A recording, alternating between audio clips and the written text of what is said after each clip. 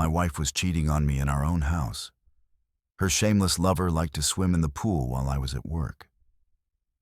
So, I put a little surprise in the water when he dove in. My name is Adrian Cross, and let me tell you something about perfect lives. They're about as real as a $3 bill and twice as fake. Until 3 weeks ago, I was living what any red-blooded American would call the dream. Picture this: a gorgeous wife who could stop traffic just by walking to the mailbox. A house that would make your HOA president weep with envy, and a pool so pristine it could have been featured in Better Homes and Gardens. Hell, I worked my ass off for 15 years in construction management, clawing my way up from carrying lumber to running multi-million-dollar projects just to afford that slice of suburban paradise. But you know what they say about dreams, right? Sometimes you wake up, and sometimes you get a bucket of ice-cold reality dumped right over your head. It was a Wednesday afternoon that changed everything. And I'm talking about one of those perfect October days where the sun's doing its thing without trying to fry you like bacon. I'd wrapped up early at the Morrison site, some fancy office complex downtown that was running ahead of schedule for once in my godam career, and figured I'd surprise Clara with an early homecoming. Maybe grab some steaks, fire up the grill, pretend we still gave a damn about each other's company. You know, married couple stuff. I pulled into our driveway at exactly 3:17 p.m. I remember because I checked my phone thinking about how Clara wouldn't be home from her marketing job for another 2 hours. The house looked picture perfect as always, with those ridiculous flower boxes she insisted on, and the lawn I spent every weekend manicuring like some kind of suburban mock. But something felt off the moment I stepped out of my truck. The backyard gate was slightly open. Now, I'm the kind of guy who notices details. Comes with the territory when you're managing construction crews who'd screw up a 2-piece jigsaw puzzle if you let them. That gate is always latched. Always. Clara is paranoid about neighborhood kids sneaking in. And honestly, so am I. We didn't shell out 40 grand for a pool just to become the unofficial community swimming hole. I walked around back, and that's when I saw them. Ripples, not the gentle, barely. They're kind you get from a leaf falling or the pool cleaner doing its rounds. These were the real deal. The kind that come from something substantial moving through the water. Something humanized. My stomach dropped faster than a concrete block. The pool deck told a story I didn't want to read. 2 towels draped over the wrought iron chairs like they owned the place. Not our usual navy blue ones, but these fancy striped numbers I'd never seen before. A wine bottle sat on the side table. Expensive looking, with a label in some foreign language, and next to it 2 glasses with lipstick stains that made my blood run cold. Here's the thing about my wife, Clara. She's a creature of habit. She wears the same MAC shade Rebel or some dramatic, name and has for the past 8 years. I know because I bought it for her enough times. But this lipstick, this was coral pink, the kind of color worn by someone trying way too hard to look younger than her actual age. I stood there like a complete oracuar, staring at those wine glasses while my brain tried to process what my eyes were showing me. The logical part of me, the part that calculates load-bearing weights and schedules concrete pours, was screaming that there had to be an explanation. Maybe Clara had a girlfriend over. Maybe it was her sister, though Linda lives 3 states away and drinks beer from the bottle like a trucker. But my gut, was telling me a different story entirely. The water was still warm when I dipped my fingers in, which meant whoever had been swimming was long gone, but not by much. I walked the perimeter of the pool like some kind of detective, looking for more clues I definitely didn't want to find. A men's Rolex sat forgotten on the far side table. Not the cheap kind you pick up at the mall, but the real deal that costs more than most people's cars. That's when the pieces started falling into place like dominoes in my head. Clara had been different lately. Not obviously different. She's too smart for that. But different in ways that a husband notices after 12 years of marriage. She'd started dressing sharper for work, trading her usual conservative business attire for outfits that showed off curves I'd forgotten she had. Her phone had become surgically attached to her hand, and she developed this annoying habit of taking calls in the other room, speaking in hushed tones like she was planning a surprise party or coordinating a goddamn heist. Working late had become her favorite phrase, rolling off her tongue with the practiced ease of someone who'd been using it a lot. Budget meetings, client presentations, strategy sessions, always something that conveniently kept her away from home until after dinner. Looking perfectly put together despite supposedly being stressed to the max. And the pool, Jesus. The pool should have been my first clue. For months, I'd been coming home to find it spotless. The chemical balance perfect, the pH levels exactly where they should be. I'd assumed Clara had finally gotten serious about maintenance. Maybe hired a service without telling me. But Clara hates the pool, always has. She complains it's too much work, too expensive to maintain, too cold even in summer. The woman hasn't voluntarily gone swimming in our own backyard in 3 years. Yet somehow, magically, it had been pristine every single day. I sank into one of those fancy deck chairs, not one of ours. I realized with growing dread and stared at the evidence of my wife's betrayal floating in the water like some kind of twisted crime scene. The ripples had settled, but the damage was done. My perfect life had officially become a perfect lie, and I was the last idiot to figure it out. The worst part, I could practically hear Clara's voice in my head, practicing whatever story she'd feed me when she got home. Some tale about a coworker dropping by, maybe a last-minute client meeting that moved to our house because of scheduling conflicts. She'd look me right in the eye with those green eyes I fell in love with 15 years ago and lie through her perfectly straight teeth. But I'd seen the ripples now. I'd seen the towels, the wine, the lipstick that wasn't hers. Most importantly, I'd seen that Rolex, expensive and forgotten. Like the marriage vows we'd exchanged in front of 200 witnesses who probably saw this coming before I did. My pool, the one I'd dreamed about through years of 12-hour days and weekended overtime. The one I'd saved for and planned and sweated over, had become the stage for my wife's afternoon delight with some mystery. Who could afford to leave a $5,000 watch lying around like pocket change? The betrayal hit me like a sledgehammer to the chest. But underneath the hurt was something else. Something colder and more dangerous. As I sat there watching the sun reflect off water that would never look the same to me again, I realized that Clara had made one crucial mistake. She'd gotten sloppy.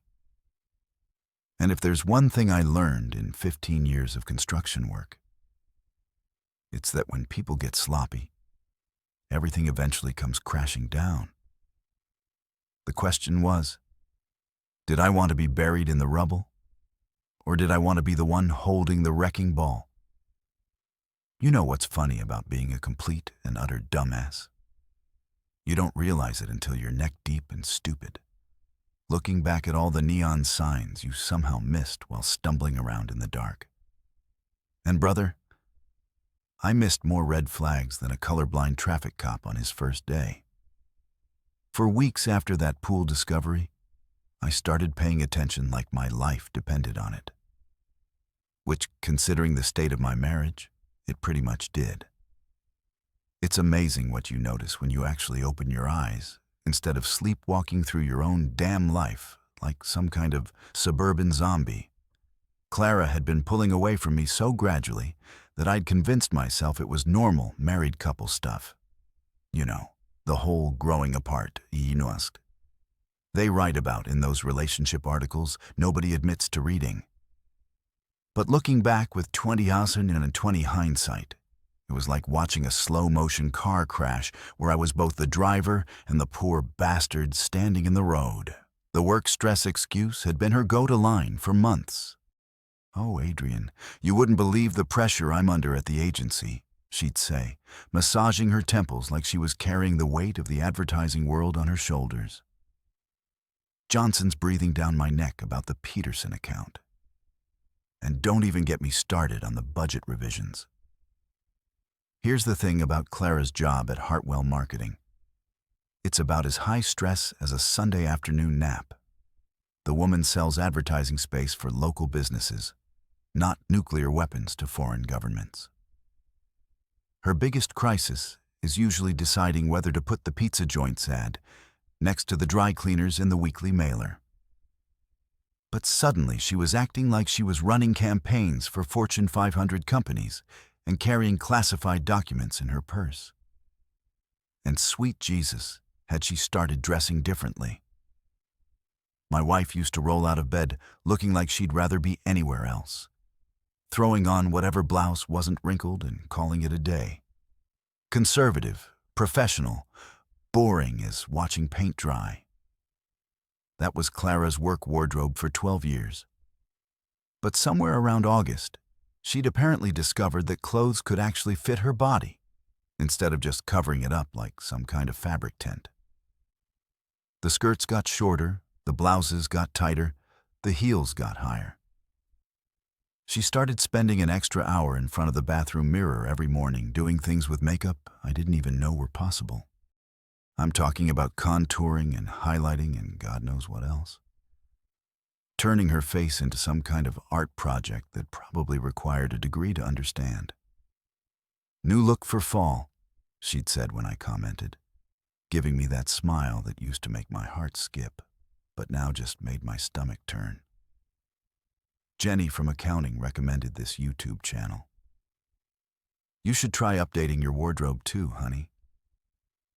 Honey, she'd started calling me honey again after years of Adrian or nothing at all.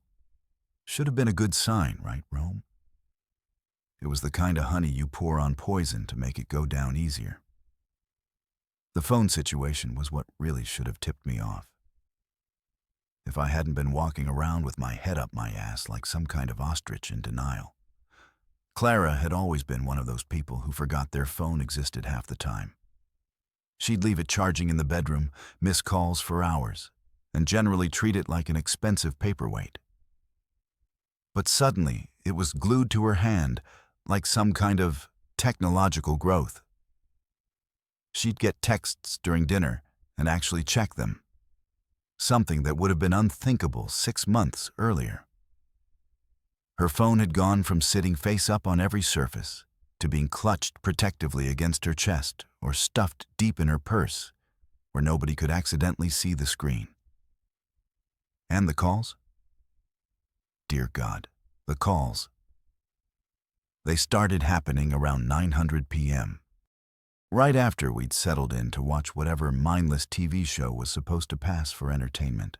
Clara would glance at her phone, frown like she was receiving urgent communications from the Pentagon, and excuse herself to take this in the kitchen.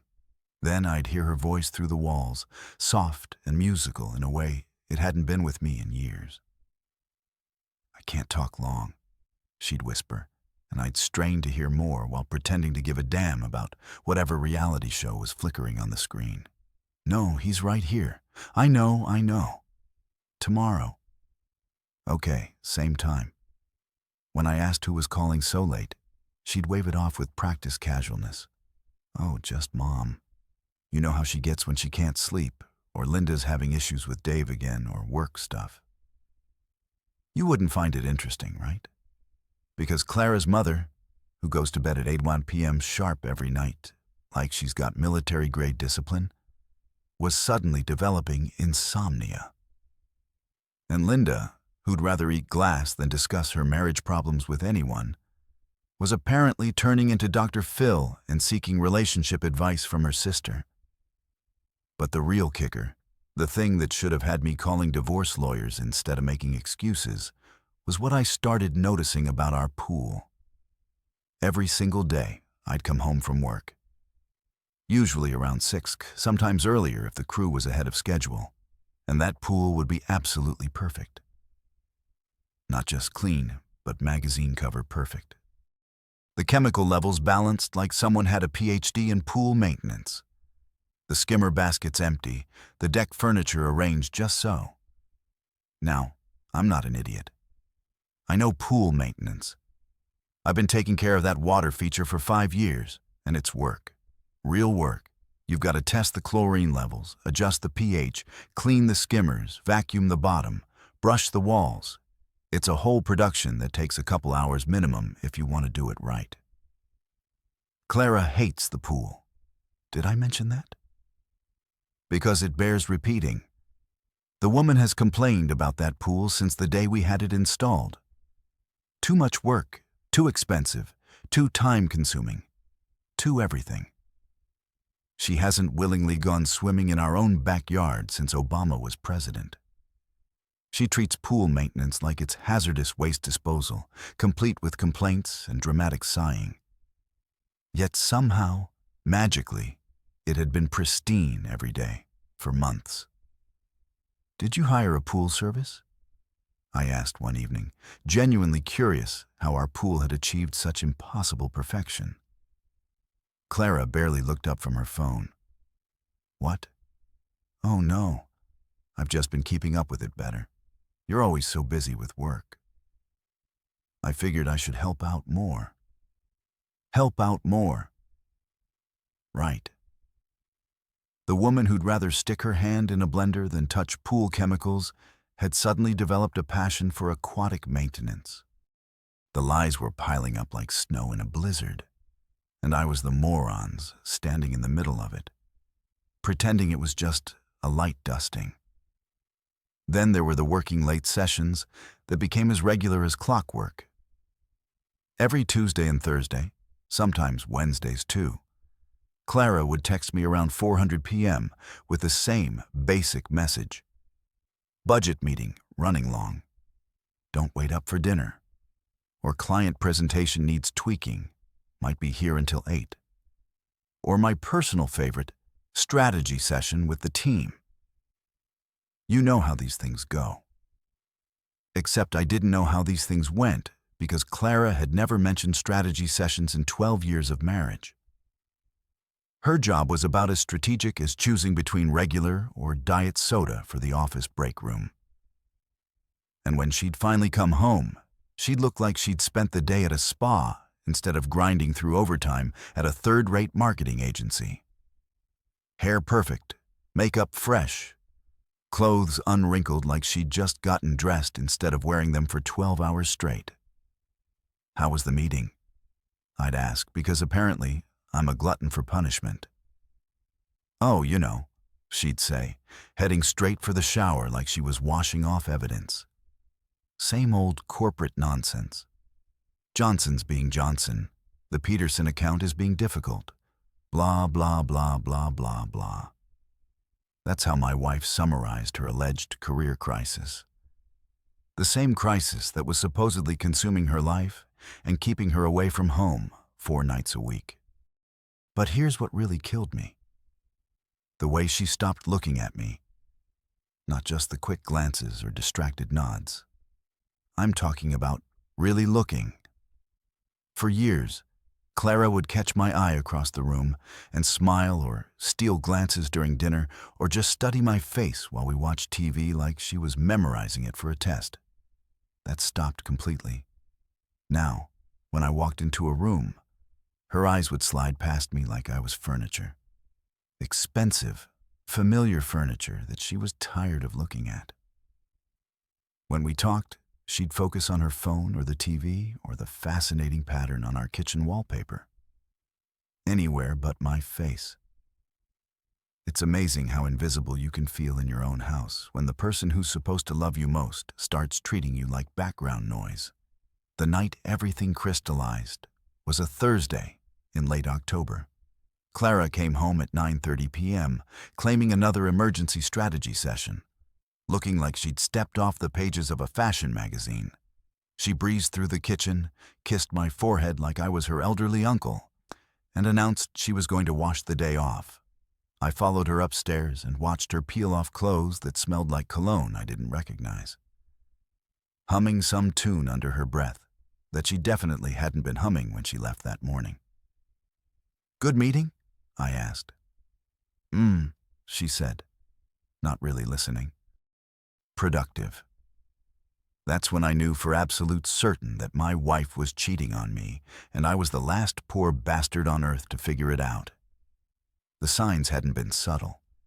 They'd been screaming at me like a smoke detector with dying batteries.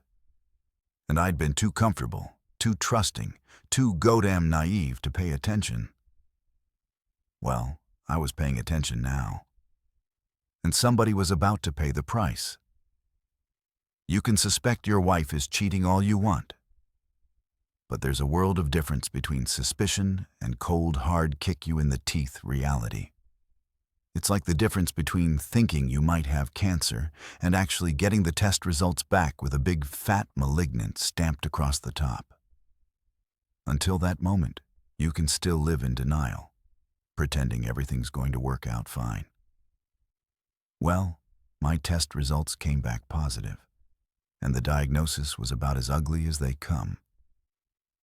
I'd been wrestling with what to do about my growing certainty that Clara was playing house with someone else. Part of me, the rational adult part that pays taxes and remembers to change the oil in my truck, kept insisting I should just confront her like a grown-up, sit her down, lay out my concerns, have one of those mature conversations that marriage counselors are always yapping about on daytime TV. But there was another part of me, the part that had been burned before by trusting people who didn't deserve it, that wanted proof. Real, undeniable, photographic evidence that would hold up in divorce court and make sure Clara couldn't gaslight me into thinking I was the crazy one. So I did what any self-respecting, suspicious husband would do. I decided to play hooky and catch my cheating wife in the act. The plan was simple, which in my experience means it was either brilliant or completely stupid with no middle ground. I'd leave for work Thursday morning like normal, drive to the coffee shop about a mile from our house, and wait until Clara's car pulled out of the driveway. Then I'd circle back, park down the street where I could see our house, but wouldn't be obvious to anyone driving by, and settle in for what I hoped would be the most boring surveillance operation in history. Spoiler alert, it wasn't boring. Thursday morning started like any other day in suburban hell. Clara was up at 6:30 going through her elaborate beauty routine that had somehow expanded from 20 minutes to an hour and a half over the past few months. I made coffee, pretended to read the sports section, and listened to her moving around upstairs like she was preparing for a photo shoot instead of another day selling ad space to local businesses. "Big presentation today?" I asked when she came downstairs looking like she'd stepped out of a magazine spread. "You know how it is," she said, not quite meeting my eyes while she grabbed her purse and checked her reflection in the hallway mirror for the 15th time. "Peterson account is being demanding and Johnson wants everything perfect, right? The mysterious Peterson account that had supposedly been causing problems for months but somehow never got resolved." At this point, I was pretty sure Peterson was either the most indecisive client in advertising history or a complete figment of Clara's imagination. "Well, knock him dead, honey," I said, injecting just enough fake enthusiasm to sound believable. She kissed my cheek, a quick distracted peck that felt about as passionate as a handshake, and headed for the garage. I waited exactly 3 minutes after hearing her car pull out, then grabbed my keys and headed for my truck. The coffee shop was perfect for Phase 1 of Operation Catch My Cheating Wife. It had big windows facing the street, decent Wi-Fi, and coffee, strong enough to keep me alert through what could potentially be a very long morning. I positioned myself at a corner table where I could see the intersection that led to our neighborhood and settled in with a large black coffee and a newspaper I had no intention of reading. Clara's silver Honda passed by at exactly 8:15 a.m., right on schedule. She was probably heading to work like a normal person, ready to put in an honest day's effort selling advertising space, and definitely not planning to sneak back home for an afternoon rendezvous with her mystery lover or not. At 9:30 a.m., that same silver Honda came cruising back through the intersection, moving slow like someone who was making sure the coast was clear. I watched it disappear toward our neighborhood and felt my stomach drop into my work boots. Time for phase 2. I drove back to our street, but parked 4 houses down behind a massive oak tree that provided perfect cover while still giving me a clear view of our driveway. Our neighbor, Mrs. Henderson, was notorious for knowing everyone's business. So I pulled out my phone and pretended to be having an important work conversation while I watched our house like a hawk. At exactly 9:40 a.m., a silver SUV that definitely wasn't Clara's Honda turned into our driveway. My heart started pounding like I just sprinted up a flight of stairs carrying a bag of concrete. This was it. This was the moment of truth. The instant when my suspicions would either be confirmed or proven wrong. Part of me was still hoping I'd been paranoid, that this was all some massive misunderstanding that we'd laugh about later.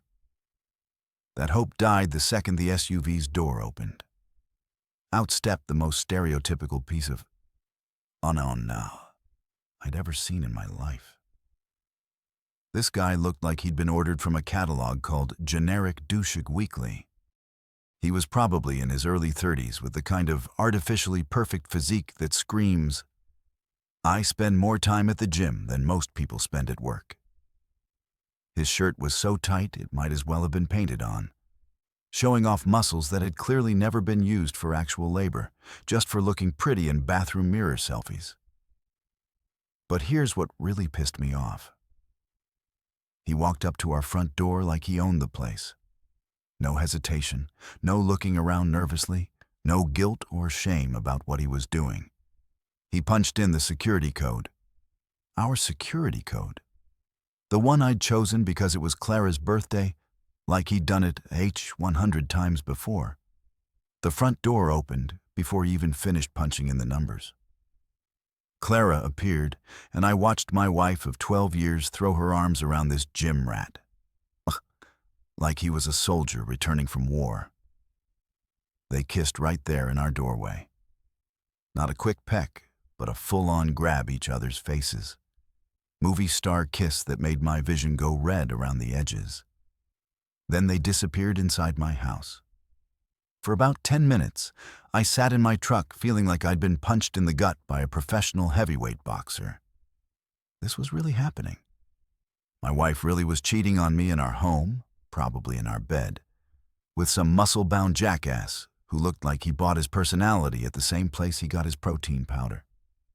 But the real show was just getting started. At 9:52 a.m., they came out the back door onto our deck.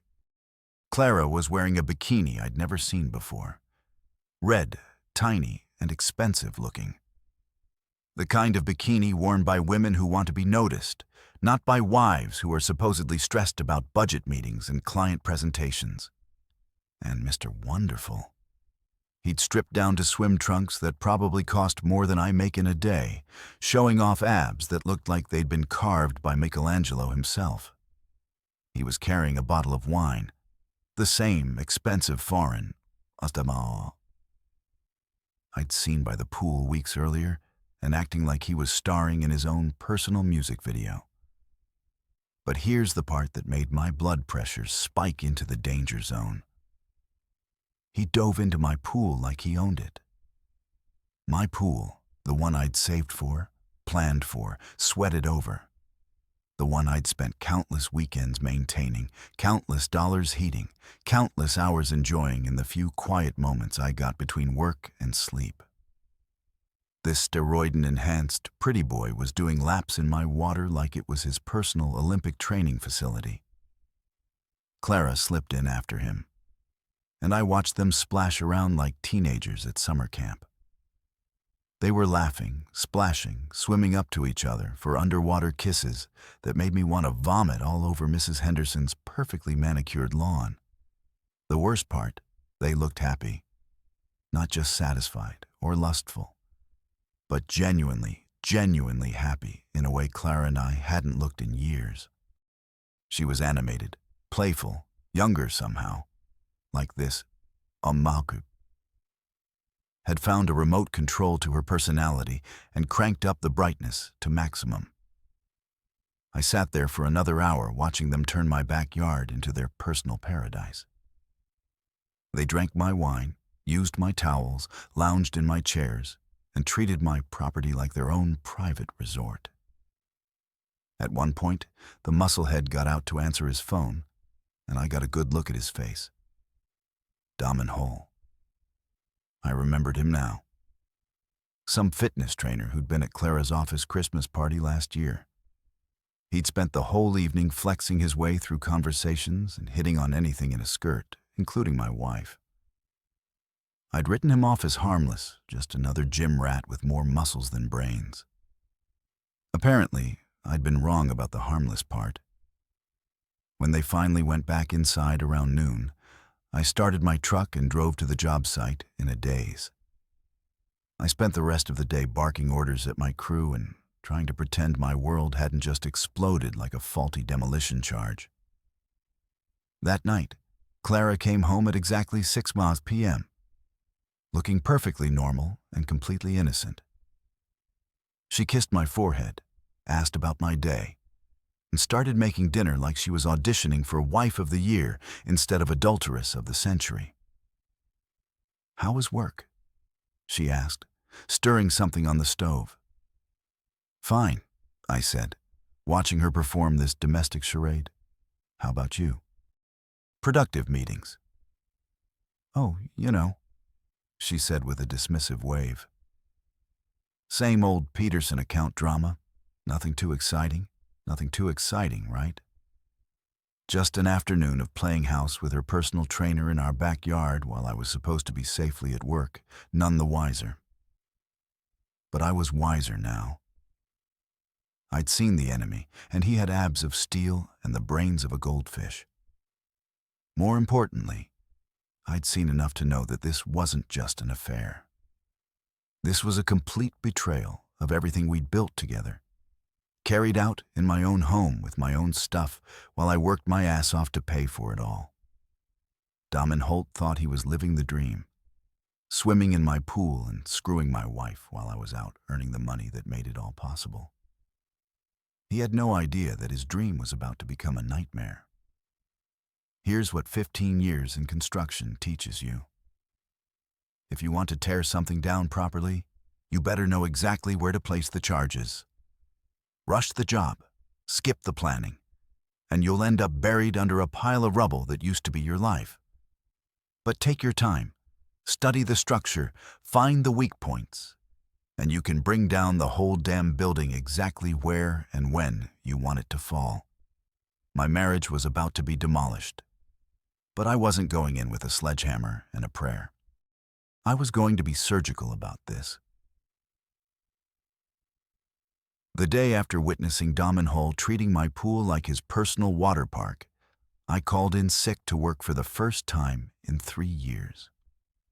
My foreman, Danny, thought I was dying of something exotic, considering I'd shown up to job sites with everything from broken ribs to food poisoning without missing a beat. But this was different. This was war preparation, and wars aren't won by guys who show up unprepared. I spent the morning at Best Buy, which is apparently where middle-aged men go when their lives fall apart and they need spy equipment. The kid working the security camera section looked like he was barely old enough to drive. But he knew his stuff about surveillance gear better than some FBI agents I'd seen on TV. "So, you're looking for home security?" he asked, probably wondering why I looked like I wanted to murder someone. Something like that, I said. I need cameras that are small, wireless, and can record everything without anyone knowing they are there. His eyes lit up like Christmas morning. Oh man, we've got some sweet new stuff that just came in. Check this out. These little guys are about the size of a thumb drive, but they'll record in 4K with audio for up to 12 hours on a single charge. Perfect. I bought 6 of them, plus a wireless router booster to make sure the signal would reach every corner of my property, and a 2 TB external hard drive to store whatever evidence I was about to collect. The total came to just over $800, which was more than I'd spent on anything fun in months. But then again, this wasn't fun. This was justice. Back home, I spent the afternoon strategically placing my new toys around the house like some kind of demented Easter bunny. One went in the living room, hidden behind a picture frame where it could capture the front door and the stairs. Another one in the kitchen, tucked behind the coffee maker, where it had a perfect view of the back door.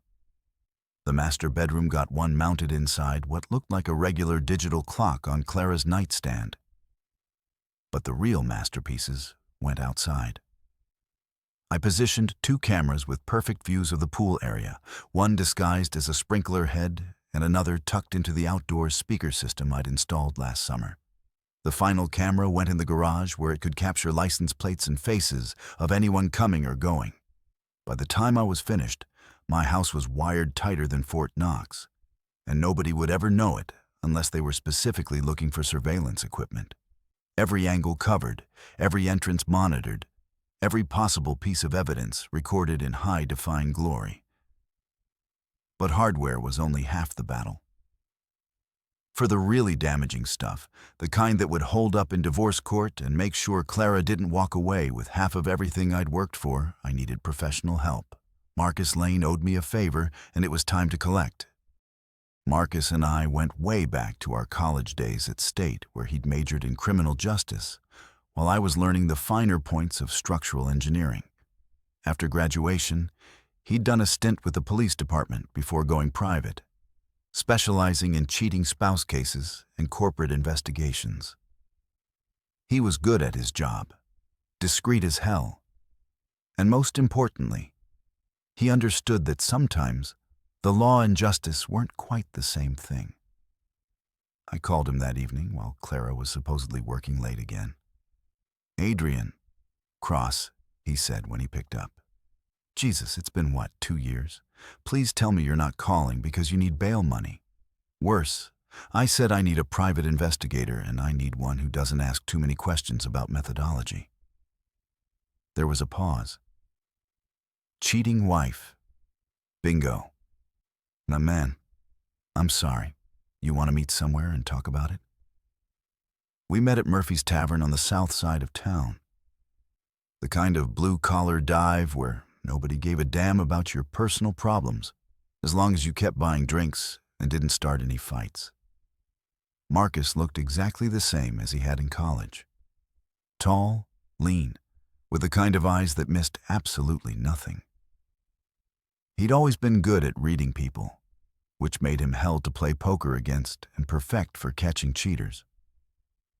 I laid out the whole story over a couple of beers, from the pool ripples to the mysterious Damian Holt and his twice-weekly swimming session. Marcus listened without interrupting, occasionally nodding or making notes in a small notebook he'd pulled from his jacket pocket. "So, you've got the guy's name and you've seen them together," he said when I finished.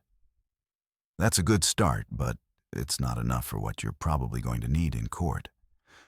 Judges these days want documentation, photos, videos, financial records, communication logs, the works. That's where you come in. Damn right it is." He finished his beer and signaled for another round. "Here's what I'm thinking. You've got your house wired up, which is smart. But we need more than just footage of them playing house in your pool. We need to establish a pattern, document the affair over time, and most importantly, we need to follow the money trail. Money trail. Think about it, Adrian. This guy's not just using your pool for exercise. I'm betting your wife's been spending marital assets on him.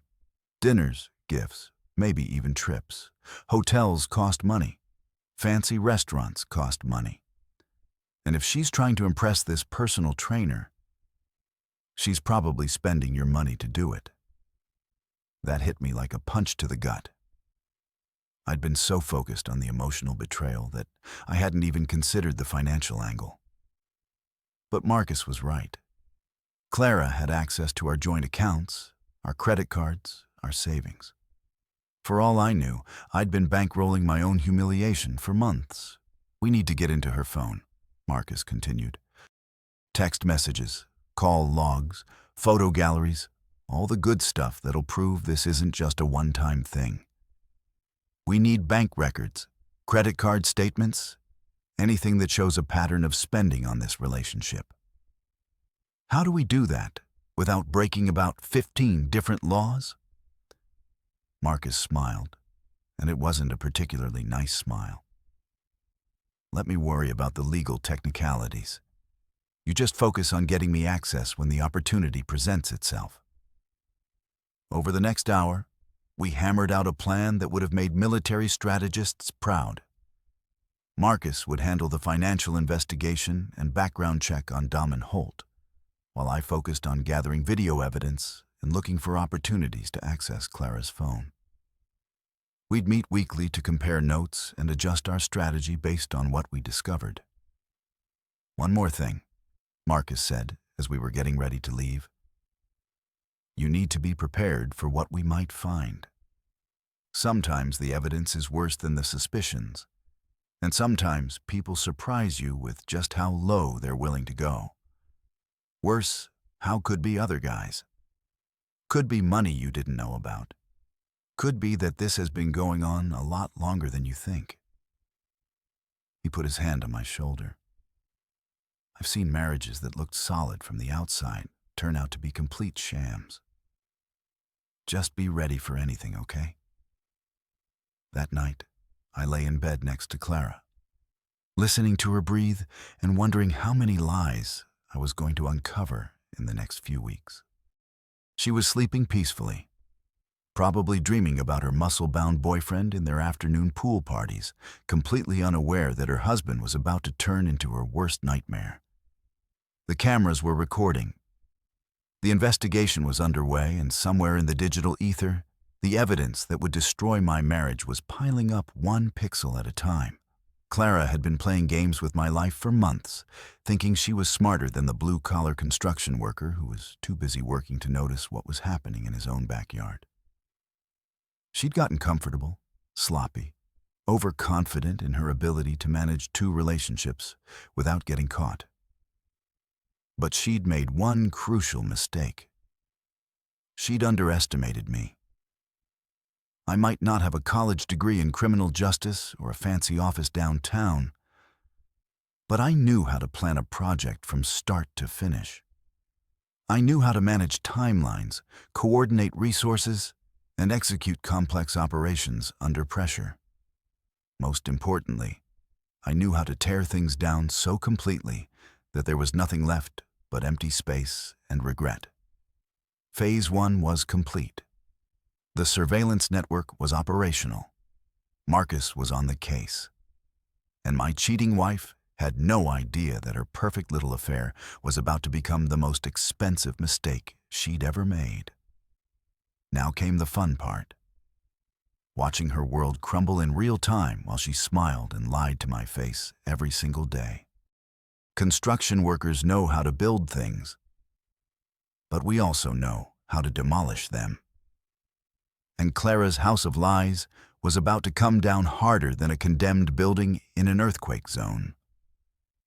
The only question was whether she'd see it coming before the roof caved in on her perfectly sculpted head. You know what they say about revenge being a dish best served cold. Well, whoever came up with that saying obviously never had to deal with a cheating wife and her muscle-bound boy toy turning their backyard into a goddamn love nest.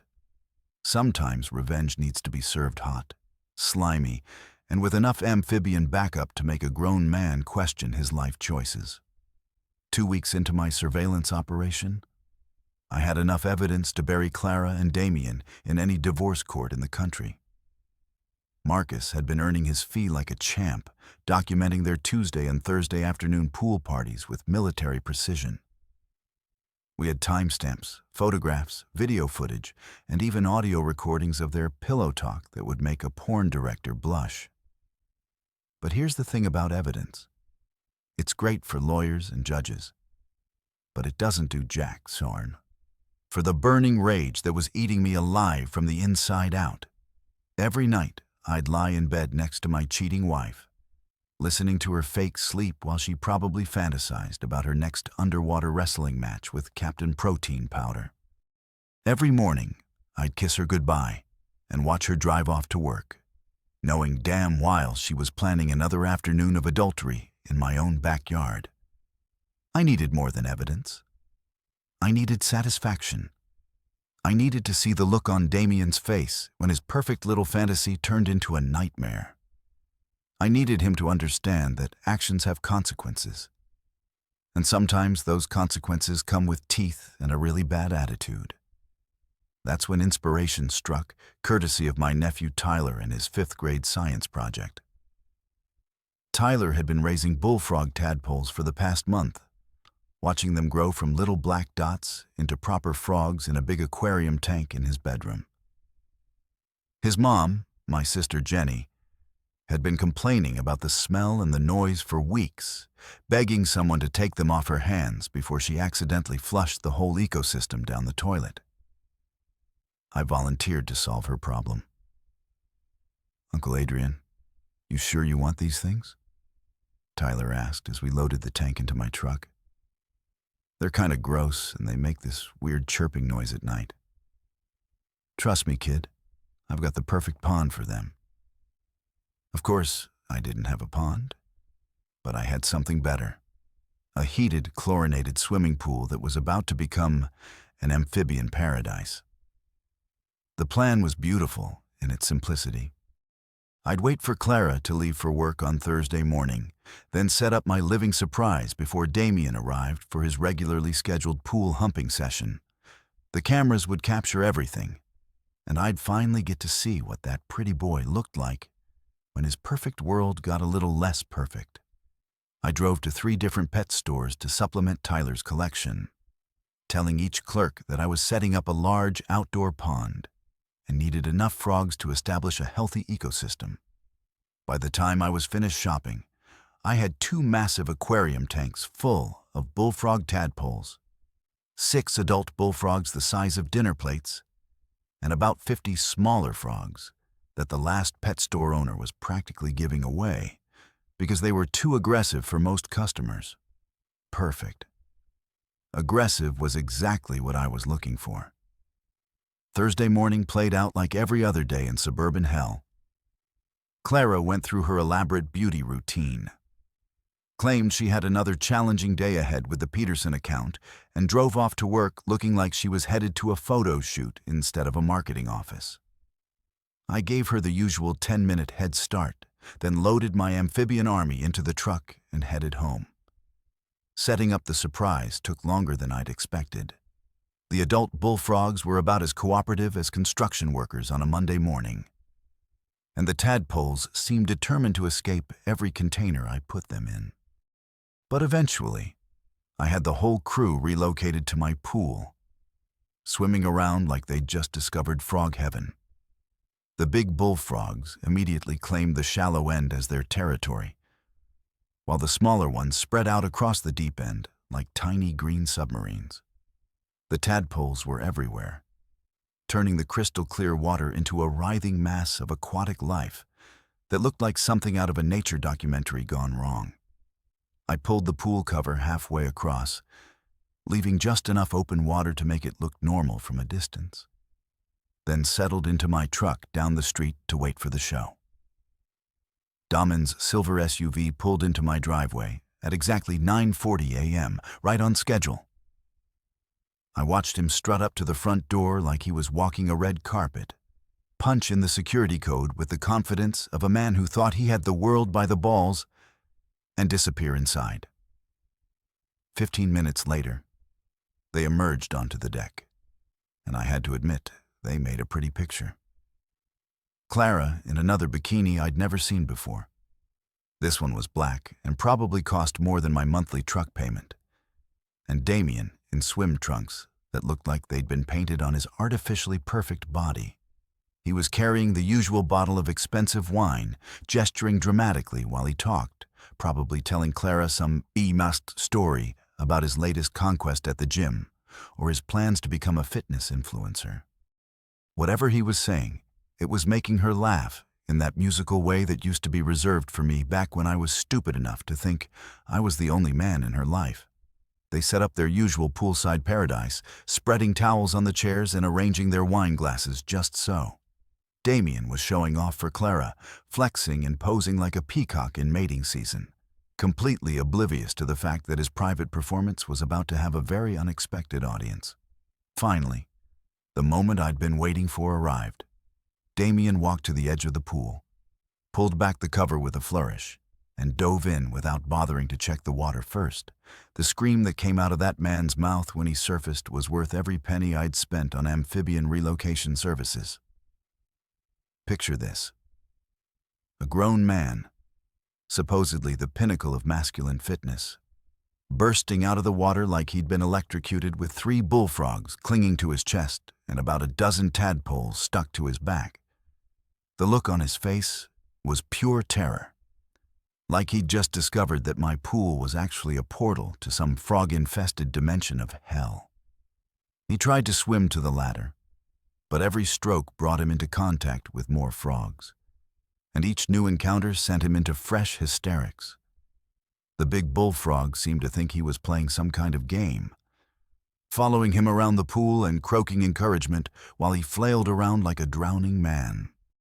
Clara was screaming too, but not in fear. In complete mortification, she was standing at the edge of the pool trying to help her lover escape from his amphibian nightmare, while wearing an expression that suggested this was not how she'd planned to spend her Thursday afternoon. Damien finally made it to the ladder, but his grand exit was ruined when he slipped on a particularly large bullfrog that had taken up residence on the pool deck. He went down hard, landing on his perfectly sculpted ass, while a chorus of frogs serenaded his humiliation. The best part? He was naked. Somewhere in his panic, he'd lost his expensive swim trunks to the murky depths of my frog-infested pool.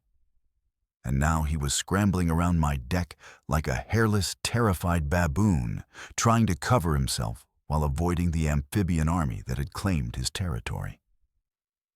Clara was trying to help, throwing him a towel while keeping her distance from the frogs. But even she couldn't maintain her composure in the face of such complete chaos.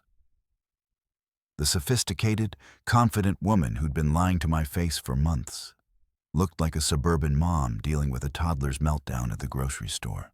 It took them 20 minutes to clear the pool area with Damen wrapped in towels and limping toward the house while Clara gathered their belongings and tried to salvage some dignity from the situation. They never did find his swim trunks, which meant he had to make his escape wearing nothing but my wife's beach towel and whatever remained of his shattered ego. From my truck down the street, I recorded every glorious second of their humiliation, watching through my camera as 2 people who thought they were untouchable learned that sometimes the universe has a sense of humor about adultery. But this was just the opening act. Phase 1 was about embarrassment, about showing them that their perfect little affair wasn't as secure as they thought. It was about planting the seed of doubt, making them wonder if maybe they weren't as clever as they believed. The real fun was still to come. As I drove back to the job site, I couldn't stop grinning. For the first time in months, I felt like I had some control over my own life. Clara and Damen had been playing their little game in my house with my stuff on my time. They'd been treating me like a fool who was too stupid to notice what was happening right under his nose. Well, now they knew I was paying attention. And if they thought a few frogs were bad, they had no idea what was coming next. After all, construction workers don't just know how to build things and tear them down. We also know how to make life really, really uncomfortable for people who piss us off. Phase 2 was going to be legendary. If you think frogs are scary, wait until you meet their bigger, scallier cousins who have absolutely zero sense of humor and a serious attitude problem. The frog incident had been a beautiful warm-up act, but it wasn't quite the knockout punch I'd been hoping for.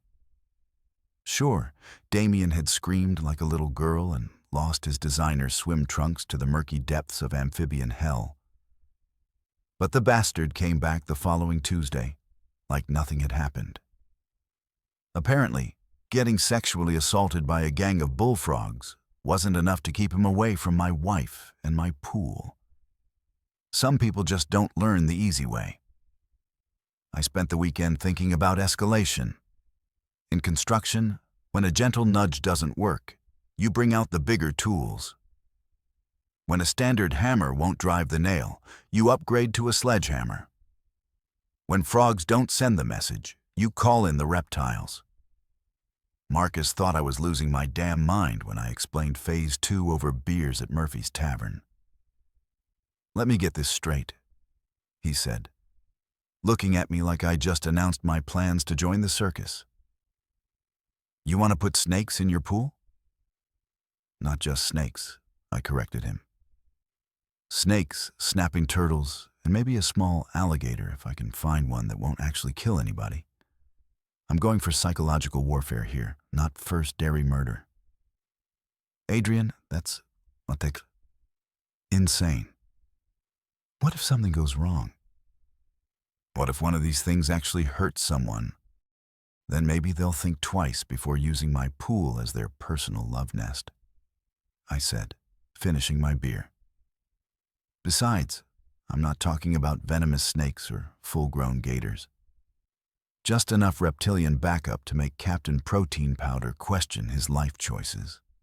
Marcus shook his head, but pulled out his notebook anyway. "Okay, assuming I can talk you out of this completely bats-hit plan. What's your timeline?" "Thursday morning.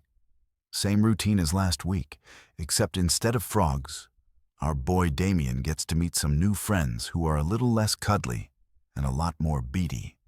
The problem with escalating from frogs to reptiles was finding suppliers who wouldn't ask too many questions about why a construction worker needed an emergency shipment of non-venomous snakes and baby alligators. Turns out the exotic pet trade is alive and well in America. And if you know where to look, you can get pretty much anything delivered to your doorstep with minimal paperwork and maximum plausible deniability.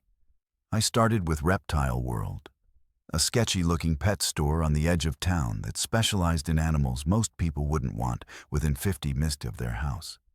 The owner, a guy named Snake Mike, who lived up to his nickname in every possible way, didn't even blink when I explained my pond ecosystem project. "You want variety or specific species?" he asked, walking me through a warehouse that looked like something out of a nature documentary nightmare. "Variety," I said. "But nothing that's actually going to kill anybody. I need scary, not deadly." "Got just the thing," Snake Mike said, stopping in front of a large tank filled with what looked like miniature dinosaurs. Snapping turtles. Mean as hell, scary as... But they won't actually hurt anybody unless they're really trying. And these babies here. He gestured to another tank. Are corn snakes, completely harmless. But they look dangerous enough to give most people nightmares. Perfect. I bought 3 snapping turtles that looked like they'd been lifted straight from a prehistoric swamp, and half a dozen corn snakes that were beautiful, terrifying, and completely non-venomous. For the grand finale, Snake Mike introduced me to his pride and joy.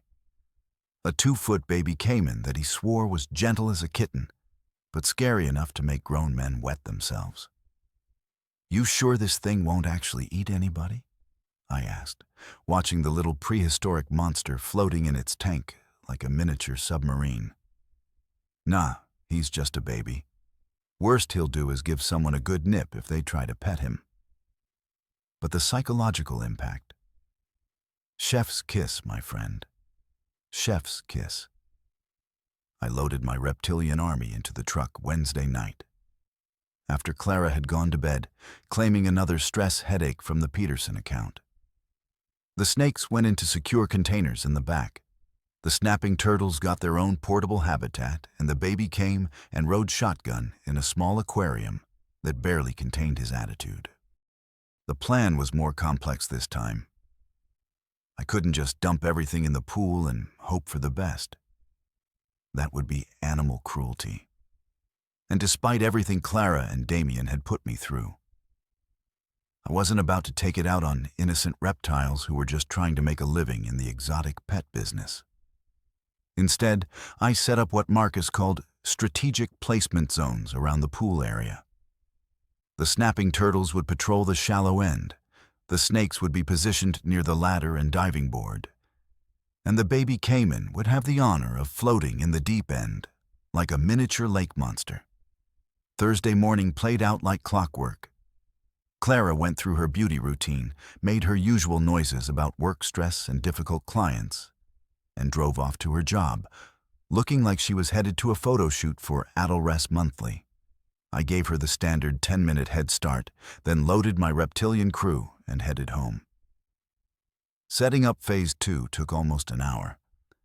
The snapping turtles were surprisingly cooperative, probably because they were too busy being pissed off at the world to care where they ended up.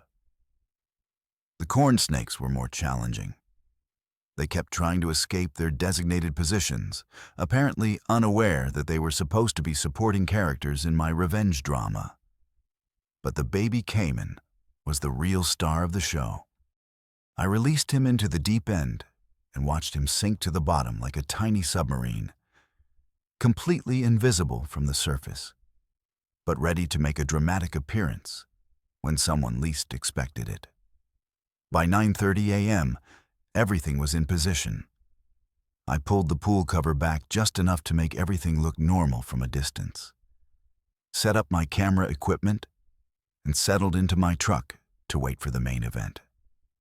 Damon's SUV arrived right on schedule, and I watched him strut up to the front door with the same cocky confidence that was about to get a serious reality check. He disappeared inside for his usual pre-swim ritual with my wife, probably telling her how the frog incident had been a weird fluke and definitely wouldn't happen again. Famous last words. They emerged onto the deck 20 minutes later. Clara in yet another bikini I'd never seen before, and Damien looking like he'd stepped out of a fitness magazine. He was being extra macho this time, probably trying to prove that a few frogs hadn't damaged his masculine credentials. "Don't worry, babe," I could hear him saying as they set up their poolside paradise.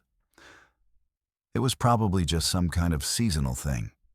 Frogs migrate or whatever. Today's going to be perfect. He walked to the edge of the pool, pulled back the cover with a flourish, and dove in without checking the water first. Again, some people really don't learn. The scream that came out of Damien's mouth when he surfaced next to a snapping turtle made the frog incident sound like a church choir. But the real magic happened when he tried to swim to the ladder and came face to face with 6 corn snakes who had apparently decided that pool time was their time too. I've never seen a grown man move so fast through water. Damien was doing some kind of hybrid freestyle panic stroke, trying to avoid the turtles while simultaneously staying away from the snakes, all while Clara screamed encouragement from the deck. But the piece to resistance came when he finally reached the deep end, and the baby came and decided to make his grand entrance. 1 second Damien was gasping for air, thinking he'd found a safe zone, and the next second he was staring into the prehistoric eyes of a miniature dinosaur that looked like it had crawled out of his worst nightmare. The sound he made wasn't even human. It was pure primal terror, the kind of noise early humans probably made when they first encountered saber-toothed tigers. He launched himself out of that pool like he'd been shot from a cannon, landed hard on the deck, and immediately started crawling toward the house on his hands and knees, while a turtle followed him like a slow-motion predator. Clara was in full panic mode, trying to help her traumatized lover while avoiding the reptilian army that had taken over her afternoon paradise. She was screaming something about calling animal control, but Damen was too busy having what looked like a full-scale nervous breakdown to respond. The best part was watching him try to stand up, only to slip on the wet deck and fall backward into the flower bed, where he lay twitching like he'd been electrocuted while a corn snake slithered past his head. It took them 45 minutes to clear the area this time, with Damien wrapped in towels and shaking like a chihuahua in a thunderstorm, while Clara tried to figure out how to explain this to someone, anyone who might believe her. From my truck, I recorded every second of their reptilian nightmare. Watching two people who thought they were living their best life learn that sometimes karma comes with scales and an attitude problem. Phase 2 was complete, and Damen Hole had officially learned that my pool wasn't the safe haven he'd thought it was. But we were just getting started. There's a fine line between revenge and stupid. And apparently, I was dancing on it like a drunk college kid at a fraternity party. The reptile incident had been spectacular. Damien screaming like a horror movie victim while a baby came and gave him nightmares he'd remember for the rest of his artificially enhanced life. But it had also been reckless as hell. Marcus had made that crystal clear when he called me Friday morning, his voice carrying the kind of barely controlled panic usually reserved for construction foremen who just watch someone fall off scaffolding. "Adrian, what the muckax were you thinking?" he said without bothering with pleasantries. "Snakes, a goddamn alligator. Are you trying to go to prison for aggravated assault with a deadly reptile?" "It's a caiman, not an alligator," I corrected, which probably wasn't the point he wanted me to focus on. "And it's just a baby." Snake Mike said it was harmless. Snake Mike. Jesus Christ. "Adrienne, you're taking legal advice from a guy named Snake Mike. That's like getting financial planning tips from a bookie." He had a point. When you're getting your moral compass calibrated by exotic pet dealers, and your legal strategy involves terrorizing people with prehistoric animals, it might be time to consult someone with an actual law degree and a functioning understanding of the justice system.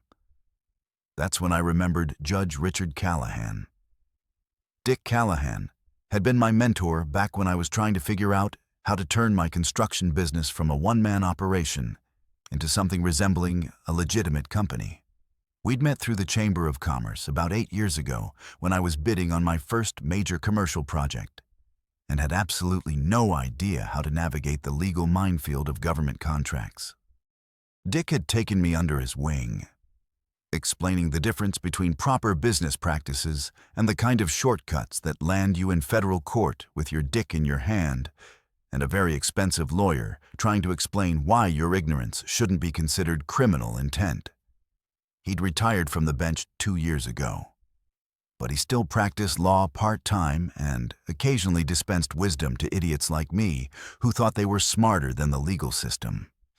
More importantly, he understood that sometimes the law and justice weren't exactly the same thing, and that good people occasionally needed to bend the rules to get the outcomes they deserved.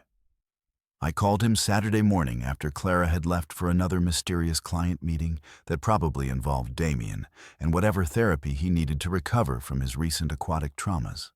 Adrian Cross Dick said when he picked up his voice, carrying that judicial authority that made you want to confess your sins, whether you'd committed any or not. "I heard through the grapevine that you might be having some personal difficulties." The grapevine in a town our size was more like a high-speed information superhighway, and I wasn't surprised that word of my domestic troubles had reached the retired judge who still played poker with half the lawyers in the county. "You could say that," I said. "My wife's cheating on me, and I'm not handling it with the maturity and grace that the situation probably deserves." Dick chuckled, a sound that somehow managed to be both sympathetic and slightly ominous. Why don't you come by the house this afternoon? Sounds like we need to have a conversation that's better suited for bourbon than telephone calls. Dick's house was everything you'd expect from a retired judge who'd spent 30 years listening to the worst of human nature and somehow maintained his faith in the justice system. It was elegant without being showy, traditional without being stuffy, and filled with the kind of expensive furniture that whispered rather than shouted about success. He met me at the door with 2 glasses of what looked like whiskey, aged longer than most of my employees had been alive.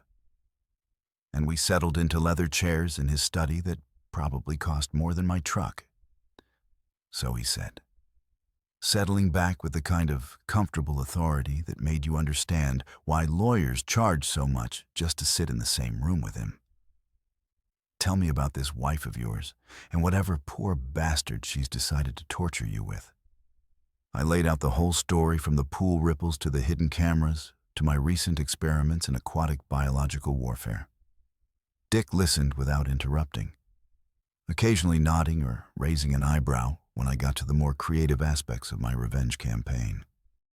When I finished, he was quiet for a long moment, staring into his bourbon like it might contain the secrets of the universe, or at least some guidance for dealing with idiots who thought snakes were appropriate legal tools.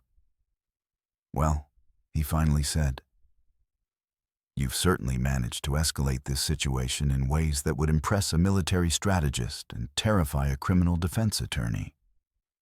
Is that good or bad? That depends entirely on what you're trying to accomplish and how much of your freedom you're willing to risk to accomplish it." He took a sip of bourbon and fixed me with the kind of stare that had probably convinced countless defendants to reconsider their testimony. "Adrian, I'm going to ask you a question, and I want you to think carefully before you answer. What do you actually want out of this situation? I want them to pay for what they've done to me." That's not an answer. That's an emotion. What do you want? Do you want your marriage back? Do you want a divorce that leaves you financially whole? Do you want revenge? Do you want justice? Because those are 4 very different goals that require 4 very different strategies. I thought about it while the bourbon burned its way down my throat, and Dick waited with the infinite patience of someone who'd spent decades listening to people work through the worst decisions of their lives. "I want her to lose," I finally said. "I want her to understand that there are consequences for lying and cheating and treating me like I'm too stupid to notice what's happening in my own house. I want that muscle-bound Gosks to disappear from my life permanently. And I want to walk away from this with my dignity and my assets intact." Dick nodded like I'd just given the right answer to a particularly difficult legal question. "Those are reasonable goals, achievable goals. But the methods you've been using are going to land you in jail, cost you everything you're trying to protect, and probably get you sued by every animal rights organization in the state. So, what do you suggest? Patience, planning, and a strategy that focuses on legal outcomes rather than personal satisfaction." He refilled our glasses and leaned back in his chair. "Adrian, you've got evidence of adultery. You've got financial resources they don't know about. And you've got the element of surprise. That's a strong hand if you play it right. But you're playing it like a drunk gambler who thinks he can beat the house by betting everything on red. You need to think like a contractor again. What's your foundation? What are your load-bearing walls? What's your timeline? And most importantly, what's your exit strategy?" Over the next 2 hours, Dick walked me through what he called strategic divorce planning. It was like getting a masterclass in legal warfare from someone who'd spent 3 decades watching people destroy their lives through poor decision-making and emotional stupidity. "The cameras are good," he said, making notes in a leather-bound journal. "The financial investigation Marcus is doing is excellent. But the animal incidents need to stop immediately. You're giving them ammunition to use against you in court. And judges don't look kindly on husbands who terrorize their wives' lovers with exotic pets, even if the wives' lovers deserve it, especially if they deserve it. The law isn't about what people deserve, Adrian. It's about what you can prove and what you can get away with legally. He explained how divorce proceedings actually worked in our state. The difference between fault and no-fault divorces, and how adultery evidence could be leveraged to protect assets and secure favorable settlements. It was like learning a new language, except instead of ordering dinner in French, I was learning how to financially destroy someone in legalese. The key, Dick said, is documentation, patience, and making sure that when this all comes to light, you're the sympathetic victim rather than the crazy husband who's been staging animal attacks in his backyard. So, no more reptiles, no more reptiles, no more frogs, no more anything that could be construed as threatening, dangerous, or criminally stupid. He fixed me with that judicial stare again. But that doesn't mean you can't be creative within legal boundaries. What do you mean? Dick smiled, and it was the kind of smile that probably made opposing lawyers very nervous. I mean, there are ways to make people's lives uncomfortable without breaking any laws. Ways to apply pressure without leaving fingerprints. Ways to ensure that your wife's boyfriend finds other places to spend his time without involving any animals that might testify against you in court. Care to elaborate? Let's just say that sometimes the most effective revenge is simply allowing people to face the natural consequences of their own actions. And sometimes, he paused to take another sip of bourbon, those natural consequences need a little help to manifest themselves properly. I left Dick's house that afternoon with a new understanding of the legal landscape and a strategy that didn't involve potentially lethal wildlife. It was more subtle than my previous approaches, more patient, and infinitely more likely to achieve the outcomes I actually wanted. But most importantly, I left with the blessing of someone who understood both the law and the human need for justice, even when those two things didn't perfectly align. Clara and Damien thought they were playing a game with no consequences, operating in a world where their actions didn't matter as long as they didn't get caught. They were about to learn that getting caught was just the beginning. Sometimes the best revenge isn't elaborate schemes with exotic animals or carefully orchestrated psychological warfare. Sometimes it's just showing up at exactly the right moment and letting someone know that their perfect little secret isn't so secret anymore. Dick Callahan had been right about strategy and patience, but he'd also mentioned something about allowing people to face the natural consequences of their actions. Well, it was time for Dom and Holt to face some consequences, and I was going to be there to document every beautiful second of it. 2 weeks had passed since my last reptilian adventure, and Clara had started to relax again. The mysterious pool incidents had stopped. Life had returned to what she probably thought was normal, and her Tuesday and Thursday afternoon sessions with Captain Protein Powder had resumed with their usual clockwork precision. What she didn't know was that I'd been using those 2 weeks to perfect my surveillance setup and plan what Marcus had started calling the direct approach. No more animals, no more elaborate schemes. Just good old-fashioned confrontation at exactly the right moment to cause maximum psychological damage. Thursday morning played out like every other day in our suburban soap opera. Clara went through her beauty routine with military precision, made the usual noises about work stress and demanding clients, and drove off to her job, looking like she was headed to a magazine photo shoot rather than a marketing office that sold advertising space to pizza joints and dry cleaners. I followed my usual routine too, leaving 10 minutes after her and parking down the street where I could monitor our house without being obvious. But this time, Instead of just recording evidence from a distance, I had a different plan in mind. At 9:30 a.m., I watched Damien's silver SUV pull into my driveway, like he owned the place. The arrogant bastard didn't even bother to look around anymore. 2 weeks without amphibian attacks had apparently convinced him that the coast was permanently clear and his afternoon paradise was safe from interference. I gave them 20 minutes to get settled into their routine before I made my move. 20 minutes for them to strip down, set up their poolside love nest, and start feeling comfortable in their stolen sanctuary. 20 minutes for them to forget that actions have consequences and that husbands sometimes come home early. Then I drove my truck right into my own driveway and parked it where Damien couldn't miss it.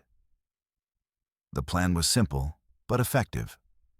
I'd set up the pool the night before with a fresh batch of Tyler's bullfrog tadpoles. Not enough to cause real problems, but enough to create that slimy, unsettling feeling that had worked so well during Phase 1.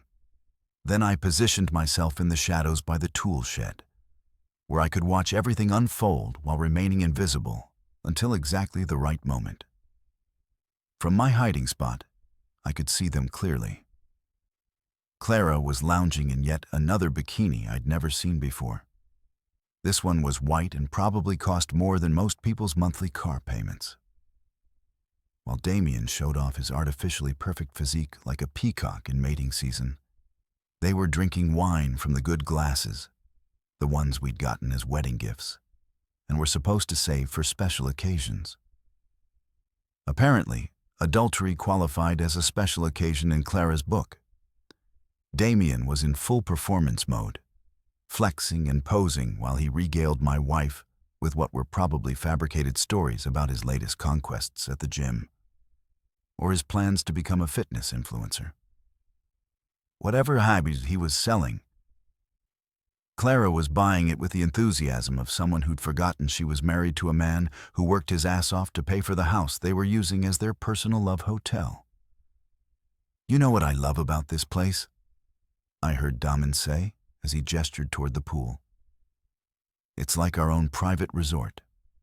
No crowds, no noise, just us in paradise. Our own private resort, right?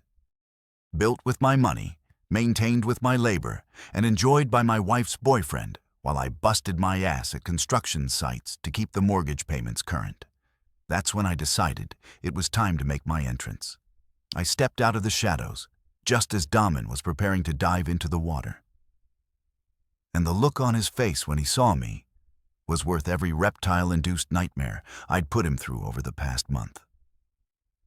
"Enjoying my pool, Damien?"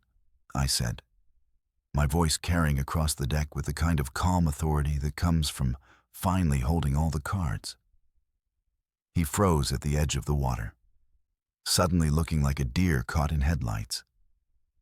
Clara gasped and nearly dropped her wine glass, her face going pale as she realized that her perfect little secret had just been blown wide open by the husband she'd been treating like a fool. "Adrienne," she started, but I held up a hand to stop her. "I'm not talking to you right now, honey," I said, never taking my eyes off Damien. "I'm talking to your boyfriend here, who seems to think my pool is his personal playground." Damien was standing there, in his expensive swim trunks, his artificially tan body gleaming with sunscreen and arrogance, trying to figure out how to handle a situation that definitely wasn't covered in whatever pickup artist manual he'd been following. "Look, man," he said, attempting to sound casual while his voice cracked like a teenager asking someone to prom. "This isn't what it looks like, really." I stepped closer, pulling out my phone and opening the camera app. "Because it looks like you're about to go swimming in my pool with my wife using my towels and drinking my wine. But hey, maybe I'm misunderstanding the situation." The color drained from his face as he realized I was recording this conversation. Clara was making desperate gestures behind me, probably trying to signal him to run or lie or spontaneously combust anything that might salvage this disaster. But Damien was trapped standing there in his ridiculous swim trunks while I documented his humiliation and high-definition video that would probably end up as evidence in divorce proceedings. "Why don't you go ahead and get in the water, Damien?" I suggested, gesturing toward the pool with my phone still recording. "Don't let me interrupt your afternoon swim. I'm sure the water's just perfect for your needs." He looked down at the pool, probably remembering his previous encounters with my aquatic surprises, and I could see the internal debate playing out on his artificially perfect face. Did he risk another amphibian nightmare, or did he admit defeat and make a run for it? "Come on," I continued, enjoying every second of his discomfort. "Claire has been telling me how much you love swimming. Something about it being your private resort. I'd hate for you to miss out on your exercise routine just because the homeowners showed up." That's when he spotted them.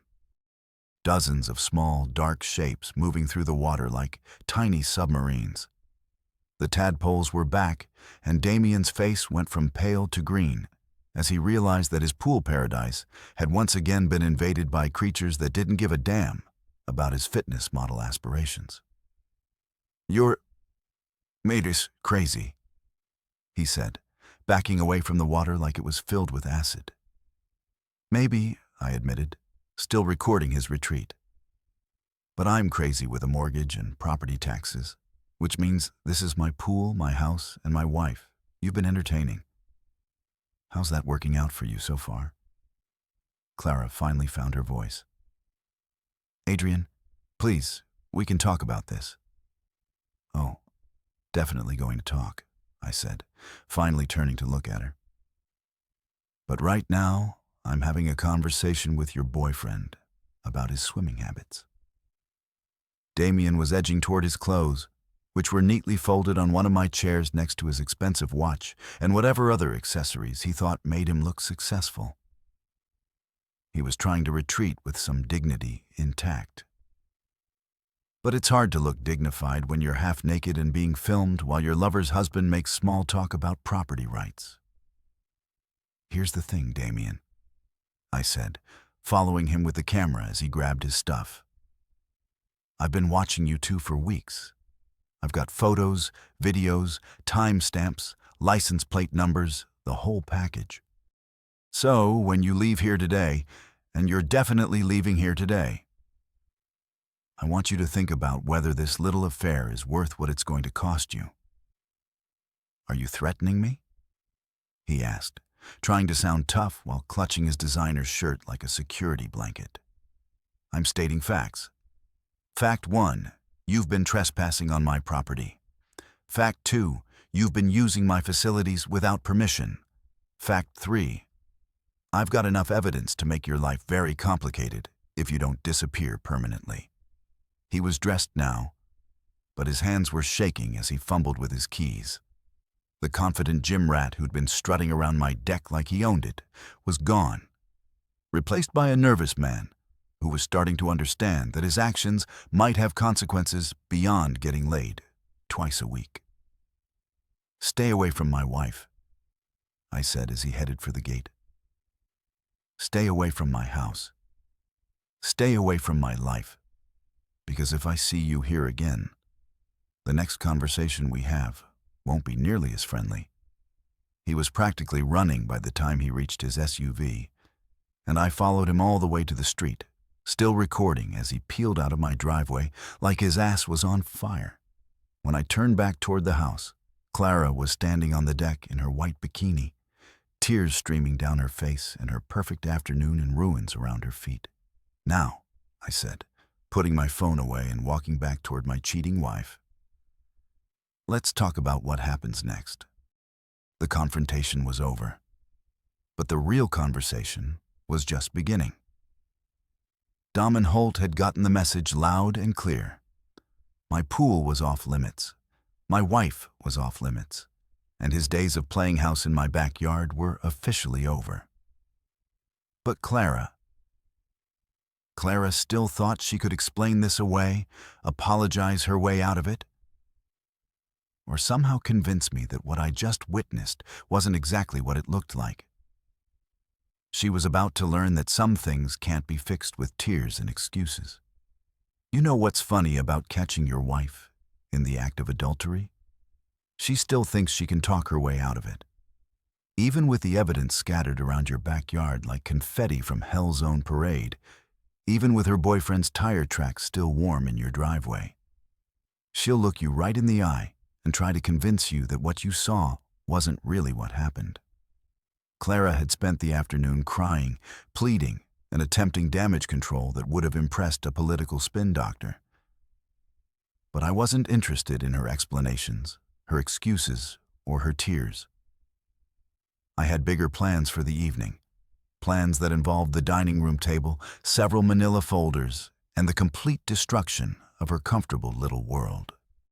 After sending Damen running like a scalded dog, I told Clara we'd discuss everything when I got home from work, as if I was actually going back to the job site instead of spending the rest of the day at Marcus's office, putting the finishing touches on what Judge Callahan had taught me to call the end game. Marcus had been busy during my weeks of animal-based revenge fantasies. While I was playing amateur zookeeper, he'd been doing the real work, following money trails, documenting patterns, and building a case that would hold up in divorce court like a concrete foundation. Holy. Adrian, he said, spreading papers across his desk like a detective in a crime drama.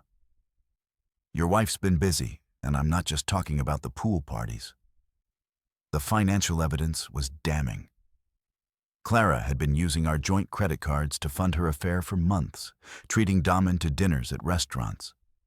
I couldn't afford buying him clothes from stores I'd never heard of, and even paying for a weekend getaway to a resort that cost more than I made in a month. Look at this, Marcus said, pointing to a credit card statement. Romantic dinner at Lee Bernardine, $300. New workout clothes from Lululemon, $400. Weekend at the Greenbrier Resort, $2,000. And here's the kicker. She told the credit card company, "You were aware of all these charges." That last part hit me like a punch to the gut. Not only had Clara been cheating on me with my money, she'd been actively lying to financial institutions about my involvement in funding her affair. In legal terms, that was fraud. In human terms, that was just plain evil. It gets better, Marcus continued, pulling out another folder. Remember that Peterson account she's always complaining about? The one that causes all her work stress and keeps her at the office late. Don't tell me there is no Peterson account. I called her office pretending to be a vendor looking for payment information. Turns out, Hartwell Marketing has never had a client named Peterson. And according to her supervisor, Clara's been leaving work early every Tuesday and Thursday for the past 3 months. Of course, there was no Peterson account. Clara had been using a fictional client to cover her afternoon adventures with Captain Protein Powder, lying to my face every single day while I worked overtime to pay for their romantic escapades. But the real bombshell was in the third folder. Property records. Marcus said with the kind of grim satisfaction that comes from uncovering the really damaging evidence. 3 months ago, Clara tried to take out a second mortgage on your house. She was turned down because she doesn't have enough income to qualify on her own. But the paperwork shows she was looking for a $100,000 loan. A $100,000 for what? According to the application, home improvements. But look at this. The contractor she listed for the work, Fitness Solutions LLC. Damien's personal training business. The pieces clicked into place like a construction project from hell. Clara hadn't just been having an affair. She'd been planning to financially destroy our marriage to fund her new life with her boyfriend.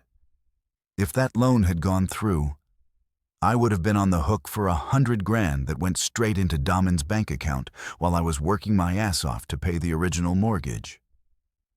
There's more, Marcus said, pulling out the final folder. Bank records show Clara's been moving money from your savings account to a private account that you didn't know about. Small amounts, a few hundred here and there, but it adds up. She's stolen about $15,000 over the past 6 months. $15,000. Money I'd saved from overtime, from skipping lunches, from working weekends and holidays. Money that was supposed to go toward our future, stolen to fund her present with another man. By the time I got home that evening, my shock had crystallized into something cold and calculating. Clara was waiting for me in the living room, still wearing that white bikini under a silk robe, her eyes red from crying and her face arranged in an expression of practiced remorse. "Adrian, honey, we need to talk," she started. But I held up a hand to stop her. "We'll talk," I said. "But first, I need to set some things up. Give me 10 minutes. I went to my home office and gathered everything I'd been preparing for this moment. The folders Marcus had given me, the surveillance photos from my cameras, the financial records that documented her theft, and the divorce papers Dick Callahan had helped me prepare. I arranged everything on the dining room table like evidence in a courtroom, then called Clara in to face her judgment. She walked into the dining room, looking like a woman preparing for battle, probably expecting to deploy tears, apologies, and whatever manipulation tactics had worked on me for the past 12 years. But when she saw what was spread across our table, her face went pale and her confident demeanor crumbled like a house built on sand.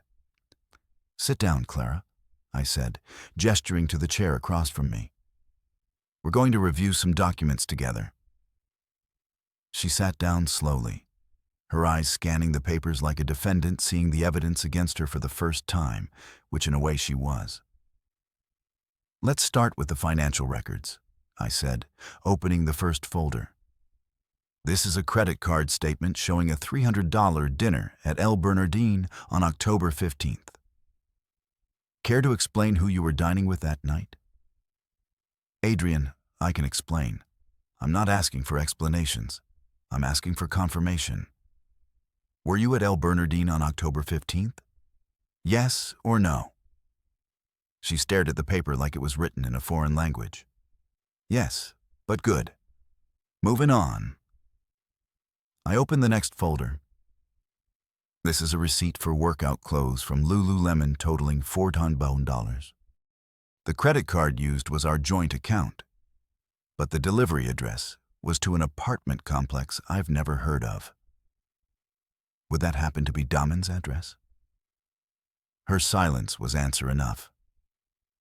"And this," I continued, pulling out the resort receipts, "is documentation for a weekend getaway that cost me $2,000.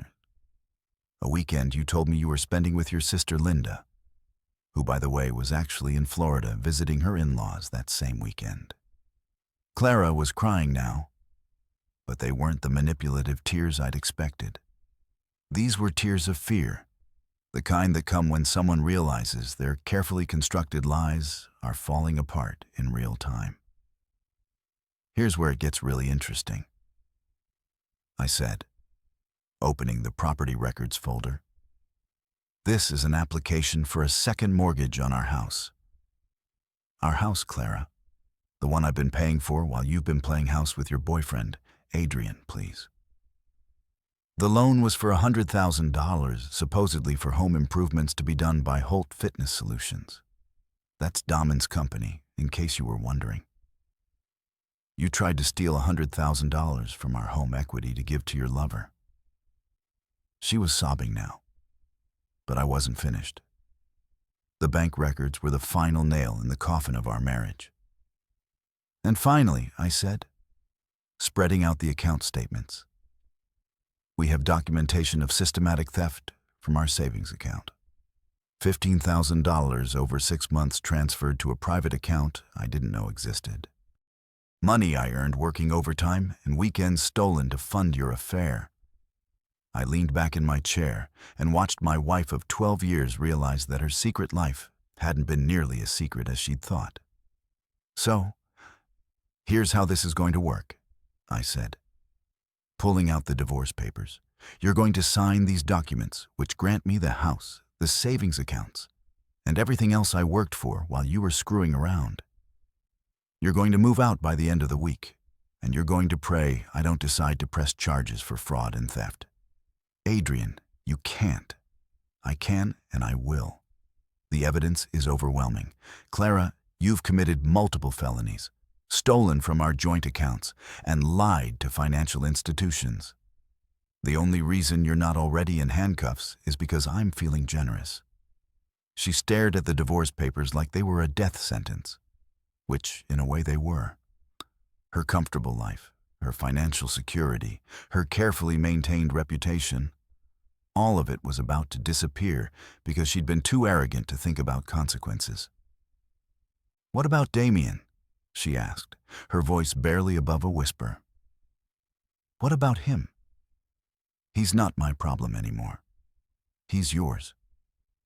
Good luck explaining to him why the money train just derailed." I stood up and looked down at the woman I'd married, the woman I'd trusted, the woman who'd stolen from me while screwing another man in our backyard. She looked small and broken. Nothing like the confident adulteress who'd been living her best life at my expense. "You have a choice, Clara," I said. "Sign the papers and walk away with whatever dignity you have left, or fight this in court and let a judge decide how much prison time you deserve for fraud and theft." She picked up the pen with shaking hands and signed her name on every page, officially ending our marriage and my naivety in one legally binding document. "There's one more thing," I said as she finished signing. "Damon's been trespassed from our property. If he sets foot on our land again, I'm calling the police. And if you try to take anything that doesn't belong to you when you move out, I'll have you arrested for theft." Clara looked up at me with tears streaming down her face, probably expecting some final word of forgiveness or reconciliation. But I was fresh out of both. "Congratulations," I said, gathering up the signed papers. "You're officially free to build a new life with your stolen money and your unemployed boyfriend. I hope it works out better than this one did." The verdict was in, and justice had been served at my dining room table. 3 months later, I was standing in my backyard watching koi fish swim lazy circles in water that had never been clearer.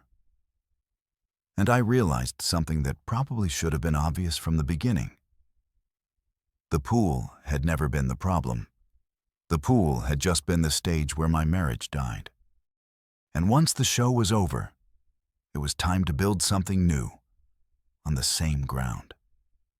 The demolition had taken 2 weeks, draining 40,000 gallons of water, breaking up concrete that had been poured with such hope 5 years earlier, hauling away the remnants of what I'd thought was paradise, but turned out to be a monument to my own stupidity.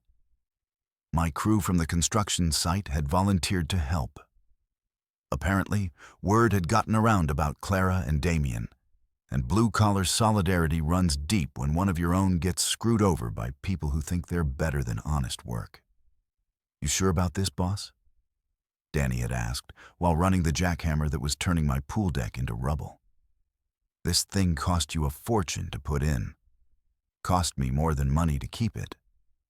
I'd replied, watching years of weekends and overtime payments disappear into a dumpster. Sometimes you've got to tear down the old foundation before you can build something that'll last. The Japanese garden had been Judge Callahan's idea, suggested over bourbon, and wore stories about other men who'd had to rebuild their lives from scratch after discovering that the women they trusted were better actors than most Hollywood professionals. "Water features are therapeutic," Dick had said, sketching rough plans on a cocktail napkin. "But koi ponds don't come with the same emotional baggage as swimming pools. Nobody's going to be doing the backstroke in 18 in of water." He'd been right about the therapeutic part. Designing the garden, selecting the stones, choosing the plants. It had given me something to focus on besides the satisfaction of watching Clara try to explain to her family why she was suddenly living in a studio apartment and working double shifts to pay for basic necessities. The divorce had been finalized 6 weeks after our dining room confrontation, with Clara getting exactly what she deserved: nothing. Her attempts to claim spousal support had been laughed out of court once her attorney saw the evidence of systematic theft and fraud. Daman had disappeared faster than smoke in a windstorm, once he realized his sugar mama was broke and facing potential criminal charges. Marcus had tracked him down to a gym in the next state, over where he was apparently back to hustling personal training sessions and looking for his next wealthy, lonely housewife to charm. Some people never learn, but at least he'd learned to stay the hell away from my property. The garden had taken shape slowly, like all good construction projects. The pond itself was modest, maybe 8 ft by 12, nowhere near the size of the pool it had replaced, but perfect for the space and my new needs. I'd built a small waterfall that circulated the water with a gentle sound that was somehow more peaceful than the mechanical hum of pool filters had ever been. The koi had been Tyler's suggestion. My nephew had become fascinated with Japanese culture after his bullfrog project, and he convinced me that koi were like aquatic pets that would never need walking or vet visits. He'd been right about that too. Watching them glide through the clear water was hypnotic in a way that chlorinated swimming pools never were. "It's like meditation," I told Marcus when he stopped by to see the finished product. "Except instead of emptying your mind, you're watching fish be fish and remembering that some things in life are actually simple." "And the revenge aspect?" he'd asked with a grin. "Getting any satisfaction from the fact that Clara's new apartment doesn't even have a bathtub, let alone a water feature?" "I'm not thinking about Clara anymore," I'd said, and realized I actually meant it. She made her choices. She's living with the consequences, and I've got better things to do than keep score in a game that's already over. That had been mostly true. I'd heard through the neighborhood grapevine that Clara was struggling financially, that her parents had cut her off after learning about the affair and theft, and that she'd been forced to take a second job waiting tables to make ends meet. Part of me, the petty, vengeful part that had enjoyed terrorizing Damien with reptiles, took some satisfaction in her downfall.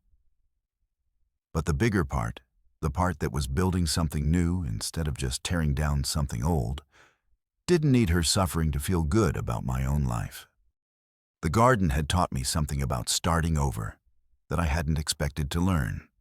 Every morning, I'd sit on the stone bench I'd built near the waterfall, drinking coffee and watching the koi navigate their small world with what looked like contentment. They didn't seem to miss the vast expanse of the swimming pool, didn't appear to be mourning the loss of space they'd never actually had. They'd adapted to their new environment and made it home. I'd started doing the same thing. The house felt different without Clara's presence. Bigger in some ways, smaller in others, but definitely mine in a way it hadn't been when I was sharing it with someone who was only pretending to want to be there. I'd redecorated the bedroom, thrown out furniture that reminded me of her, and slowly replaced our shared possessions with things that reflected my actual tastes instead of compromises with someone who'd been planning to leave. Anyway, work had gotten better too, without the constant stress of wondering what Clara was doing during her mysterious afternoon meetings.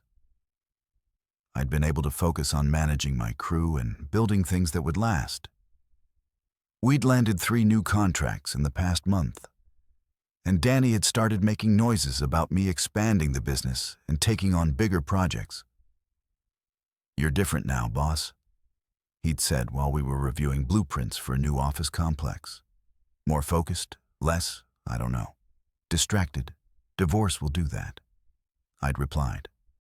"Turns out it's easier to concentrate on building things when you're not constantly worried about someone tearing them down behind your back." The most surprising change had been dating. or rather, the complete lack of interest I had in it. Friends kept trying to set me up with their sisters or co-workers, assuming that a newly divorced man in his 40s would be desperate to jump back into the relationship market. But sitting by my koi pond every morning had taught me something about contentment that I'd never learned during 12 years of marriage. I liked my own company. I liked coming home to a house that stayed exactly the way I left it. I liked not having to negotiate over dinner plans or weekend activities or which TV shows to watch. I liked the silence that came from not having to listen to lies about fictional Peterson accounts and non-existent budget meetings. Maybe someday I'd want to share this new life with someone who actually wanted to be part of it. But for now, I was perfectly happy building something just for me. The garden was finished, but it would never really be complete. That was part of its appeal. Every season brought new growth, new challenges, new opportunities to improve and adapt. The koi were thriving. The plants were establishing themselves, and the waterfall was developing that natural sound that only comes with time and settling. I'd named the biggest koi Karma. She was a beautiful golden fish with black markings that looked almost like tattoos, and she had a habit of surfacing near the bench whenever I sat down with my morning coffee. I like to think she understood that we were both starting over in the same small space, both learning to make the most of what we had instead of mourning what we'd lost. On this particular morning, exactly 3 months after the pool demolition, I was sitting on my bench watching Karma cruise through her domain when my phone rang. It was a number I didn't recognize, but something made me answer it anyway. "Mr. Cross, this is Detective Richardson with the County Sheriff's Department. I'm calling about a Clara Cross. I believe she's your ex-wife." My stomach dropped for a moment, wondering if Clara had finally decided to press charges for my more creative revenge tactics. But the detective's tone suggested something different. "She's been arrested for credit card fraud," he continued. "Apparently, she's been using stolen account information to make purchases. During questioning, she mentioned that you might have information relevant to our investigation." I thought about the credit card statements Marcus had uncovered, the pattern of fraudulent charges that had funded Clara's affair, and realized that some people really never learn from their mistakes. "I'll be happy to help with your investigation," I said, watching Karma surface near my feet like she was listening to the conversation. "I have extensive documentation of fraudulent charges on accounts she had access to during our marriage." After I hung up, I sat quietly by the water, thinking about the strange journey that had brought me from discovering ripples in a swimming pool to sitting beside a koi pond while my ex-wife apparently continued her criminal career in new and creative ways. The garden whispered its quiet truth around me. Endings can be beautiful if you choose to rebuild on your own terms. Clara was still out there somewhere, still making the same destructive choices that had destroyed our marriage, still thinking she could lie and steal her way to happiness. But that was her story now, not mine. My story was about clear water, patient fish, and the satisfaction that comes from building something that belongs entirely to you. It was about morning coffee in the silence, about work that mattered, about sleep that comes easy when your conscience is clear. It was about learning that sometimes the best revenge is simply living well while the people who wronged you continue to destroy themselves with their own choices. I finished my coffee, said good morning to Karma and her friends, and headed inside to get ready for another day of building things that would last. The pool was gone, but the foundation remained strong.